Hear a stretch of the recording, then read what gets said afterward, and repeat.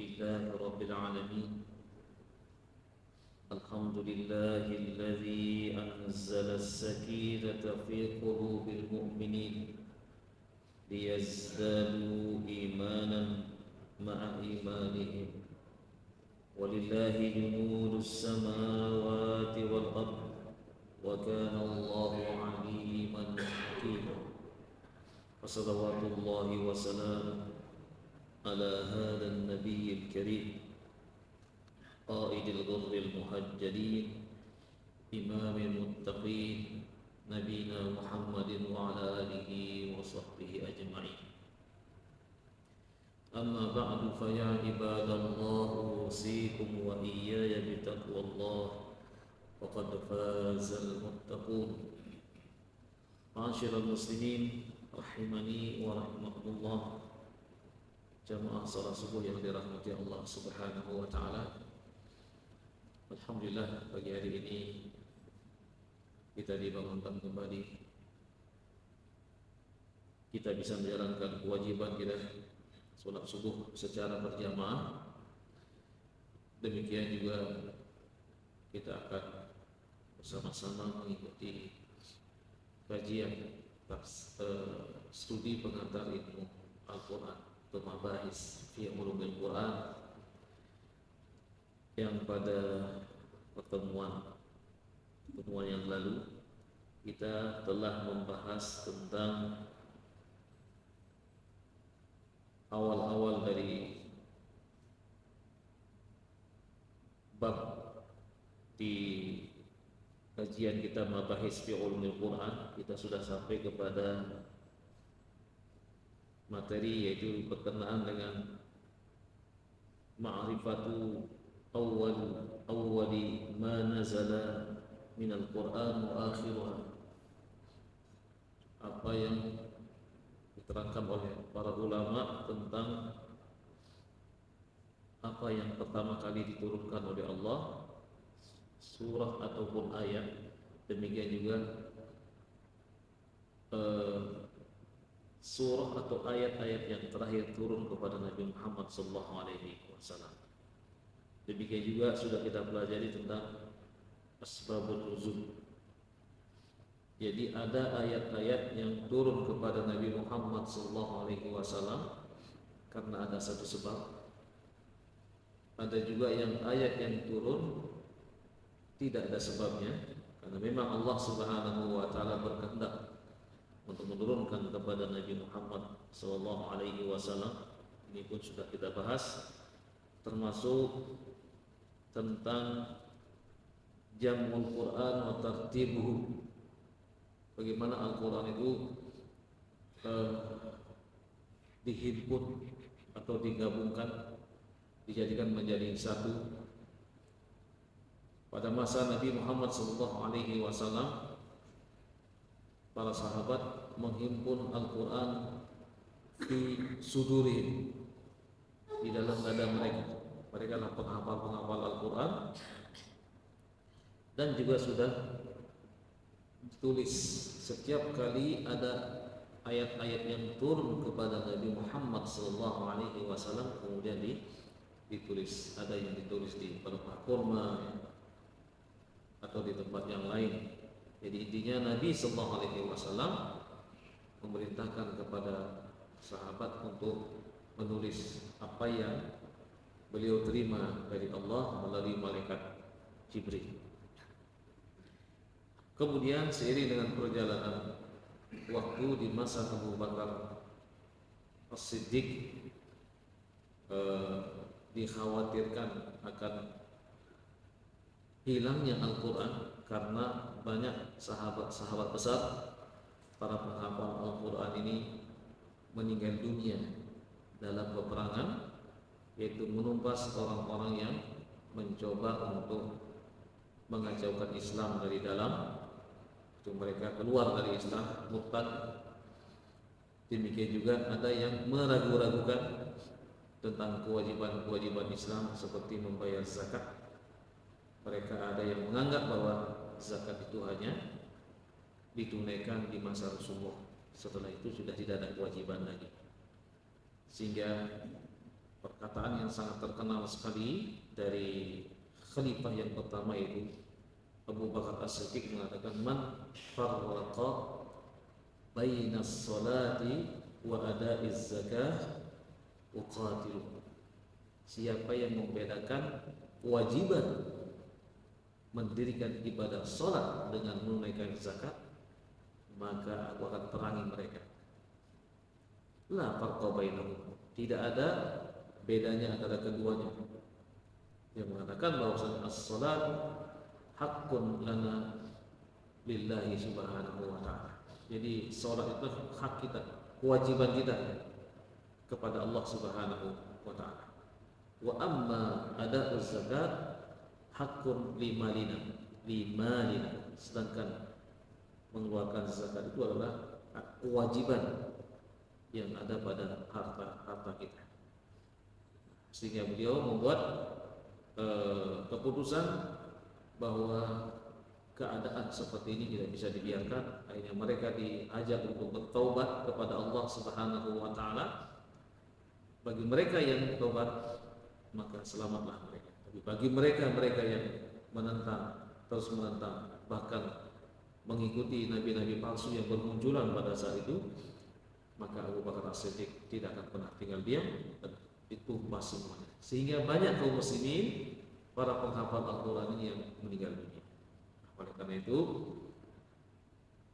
sahabat Umar bin Khattab mengusulkan kepada Sayyidina Abu Bakar As-Siddiq supaya segera mengumpulkan Al-Quran. Dan orang-orang yang masih tersisa ini harus, para penghafal Al-Quran yang masih tersisa ini harus betul-betul dimanfaatkan mereka untuk mengumpulkan Al-Quran.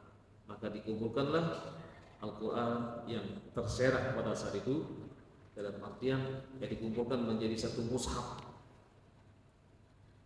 Sudah ditulis sejak dari zaman Nabi, dan termasuk juga ayat-ayatnya sudah disusun. Demikian juga surah-surahnya, semuanya tinggal dikumpulkan. Sempat Abu Bakar As-Siddiq menolak pada saat itu karena memang tidak ada perintah dari Nabi Muhammad SAW. Tapi ada pertimbangan dari Umar bin Khattab yang mengatakan bahwa tidak semua di antara kita yang memiliki hafalan yang kuat. Ada di antara mereka yang memiliki hafalan yang lemah. Apa yang akan mereka baca nanti? Apa yang akan kita wariskan kepada mereka selain daripada Al-Quran ini? Wallahi hadza khair. Ini adalah demi kebaikan, demi kemaslahatan. Maka dikumpulkanlah Al-Quran pada saat itu dan sudah menjadi satu mushaf, kemudian disimpan pada masa Umar bin Khattab. Nah, pada masa Utsman bin Affan, Islam mulai tersebar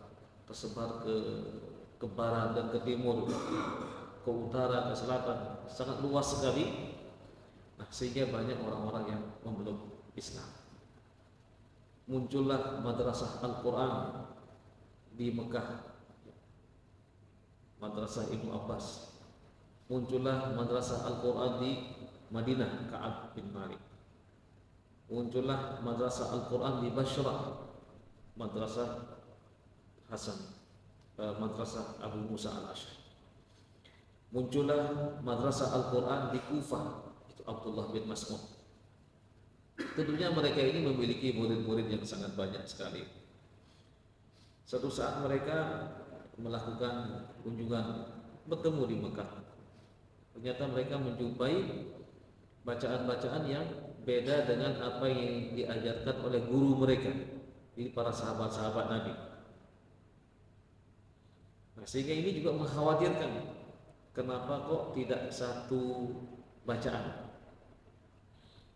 Bacaannya Abdullah bin Mas'ud beda dengan bacaannya Abu Musa Al-Asy'ari. Bacaannya Abu Musa Al-Asy'ari beda dengan bacaan yang ada di madrasahnya Ibnu Abbas yang ada di Mekah. Demikian juga di Madinah. Ini juga memprihatinkan. Sehingga ada yang mengusulkan bagaimana kalau sekiranya para qurra, ahli qiraah, para penghafal Al-Quran, sahabat-sahabat yang memang mendapatkan amanah pada saat itu untuk menulis Al-Quran, kita panggil semuanya. Maka di masa Utsman bin Affan dipanggillah sahabat-sahabat yang ahli qiraah. Kemudian masing-masing di antara mereka membacakan Al-Quran ayat yang sama tapi dengan versi yang berbeda-beda satu dengan yang lain. Utsman bin Affan sebagai seorang sahabat senior mengatakan, hakadza anzalallahu subhanahu wa ta'ala. Demikianlah Allah menurunkan. Jadi tidak ada yang salah.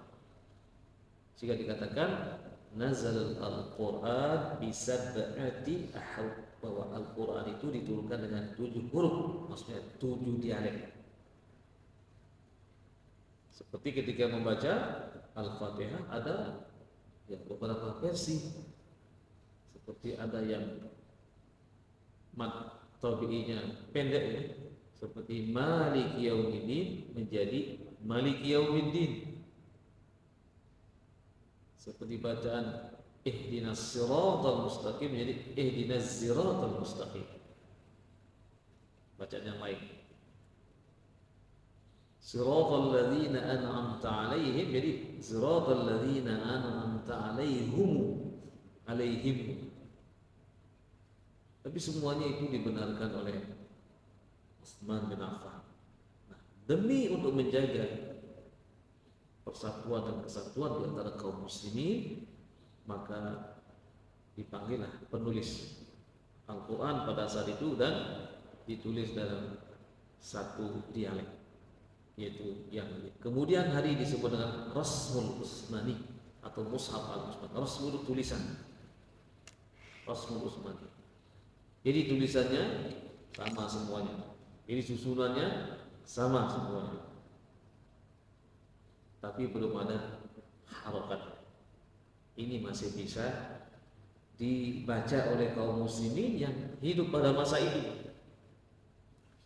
Tapi sudah pada masa Ali bin Abi Thalib, ini Islam sudah tersebar ke Irak, ke sana ke utara lagi gitu ya, Kufah, sehingga Ali bin Abi Thalib memindahkan pusat pemerintahan itu bukan di Madinah lagi, tapi di Kufah, di Irak. Banyak dijumpai orang-orang yang keliru-keliru membaca Al-Quran. Maka beliau memanggil seorang ahli nahwu itu, Abul Aswad Ad-Du'ali. Ya Abul Aswad, unhu hadzal nahwu.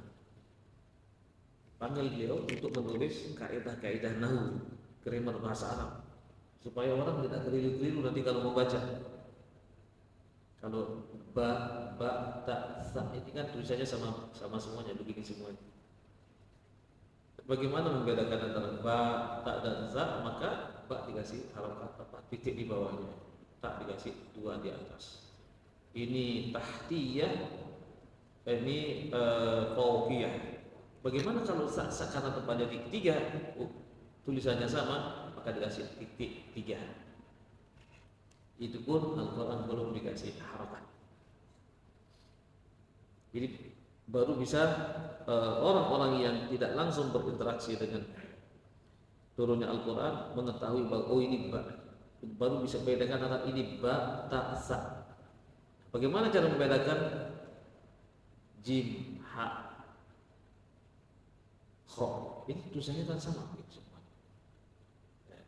Nah, kasih titik jim di bawah, di tengah-tengah, kemudian hak tidak ada titiknya, kho. Demikian juga dal, zal, dal sama zal sama. Maka kaidah-kaidah itulah yang membedakan huruf-huruf yang satu dengan yang lain. Nah, baru pada masa pemerintahan Muawiyah bin Abi Sufyan,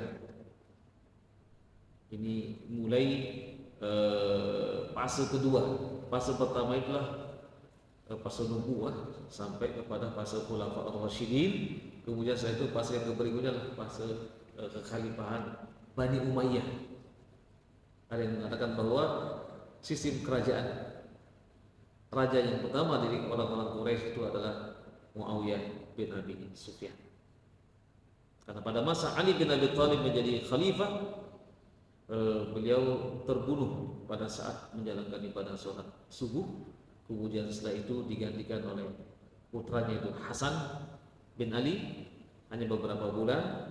Kemudian beliau menyerahkan kepemerintahan kepada Muawiyah bin Abi Sufyan. Sempat adiknya itu Husain tidak setuju ketika itu, tapi Hasan tetap mengatakan ini ada lil maslahah, demi kemaslahatan kaum muslimin.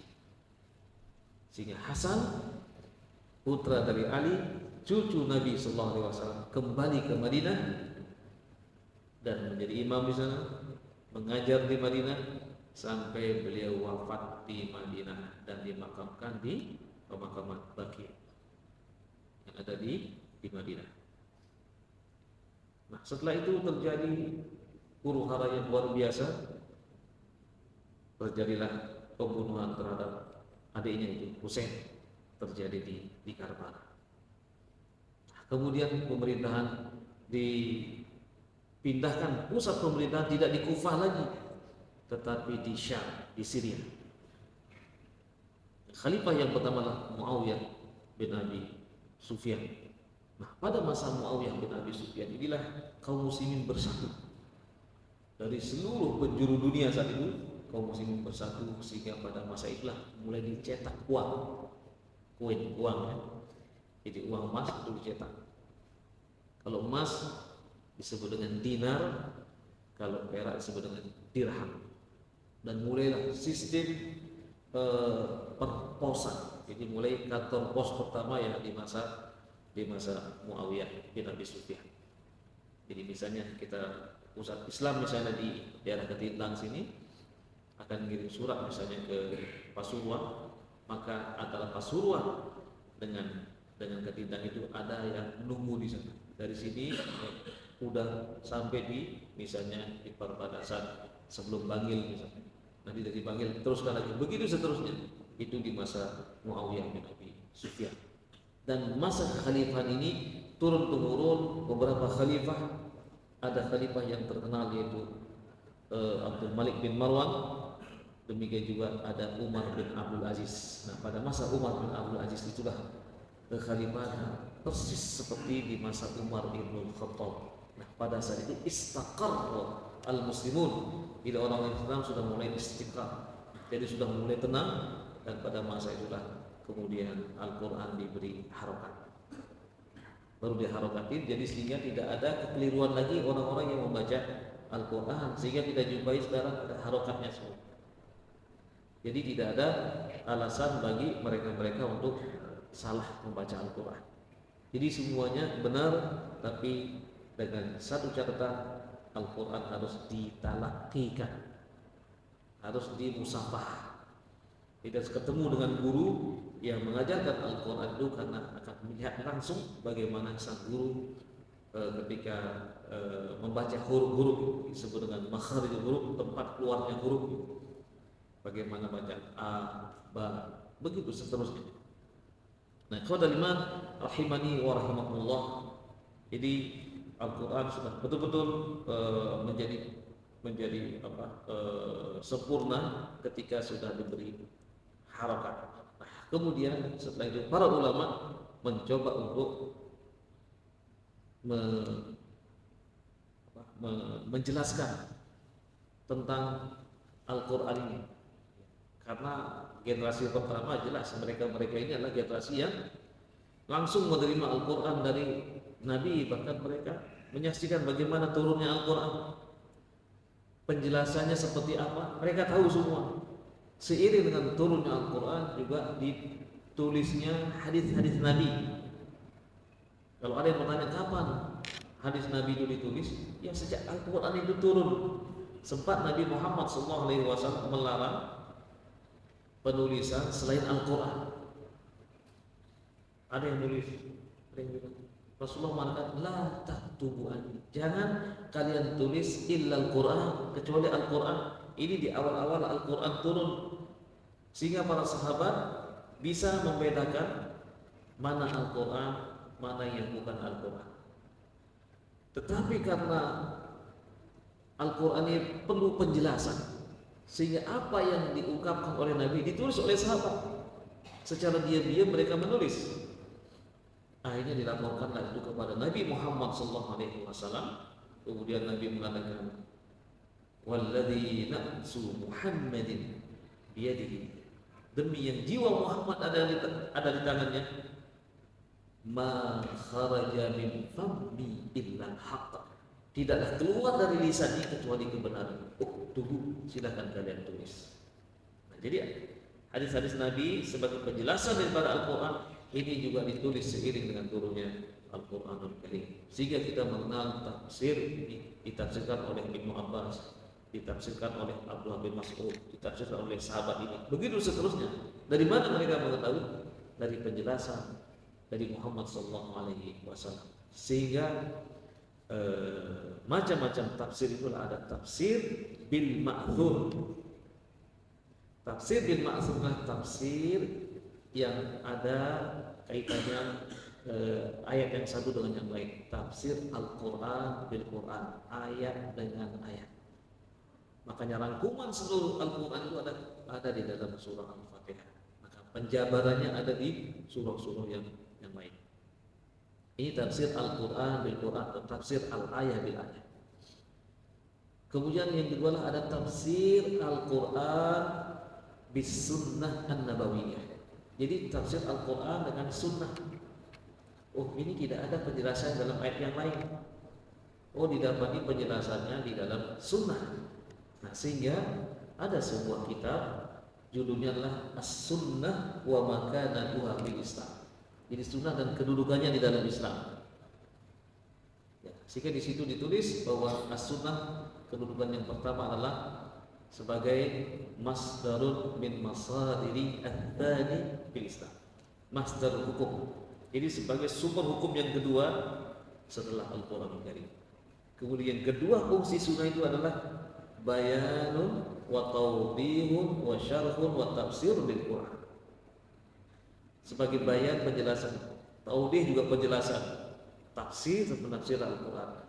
Dalam Al-Quran secara global disebutkan, ya ayyuhalladzina amanu idza qumtum ilas salati faghsilu wujuhakum wa aydiyakum ilal marafiqi wamsahu bi ru'usikum wa arjulakum ilal ka'bayn ila akhir ayat ke-6 surah Al-Maidah. Wahai orang-orang yang beriman, jika kalian hendak mendirikan sholat.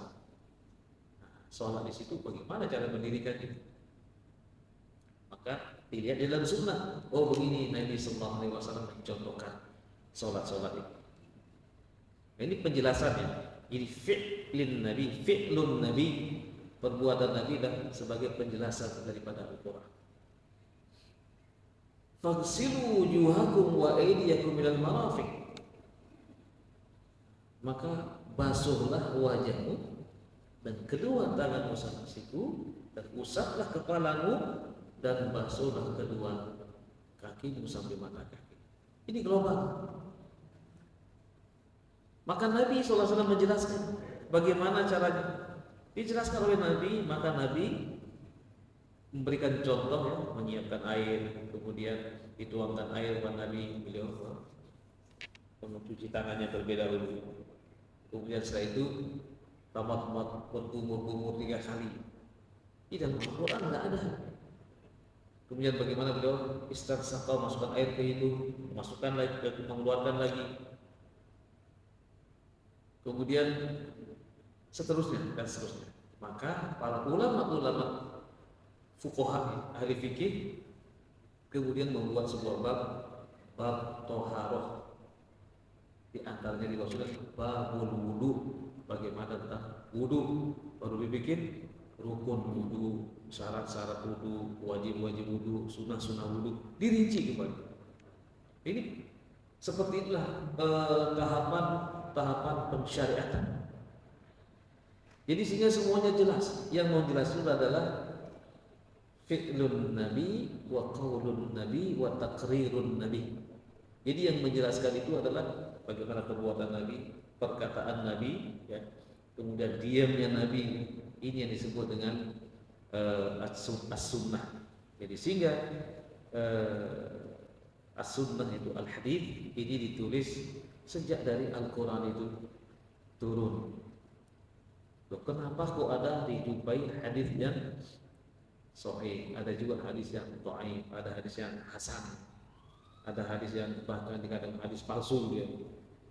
Nah ini perjalanan Islam, ya perjalanan umat, peradaban umat Islam ini tidak semulus yang kita bayangkan, karena Allah pasti akan menguji kaum muslimin. Ada kalanya kaum muslimin berada di puncak kejayaan.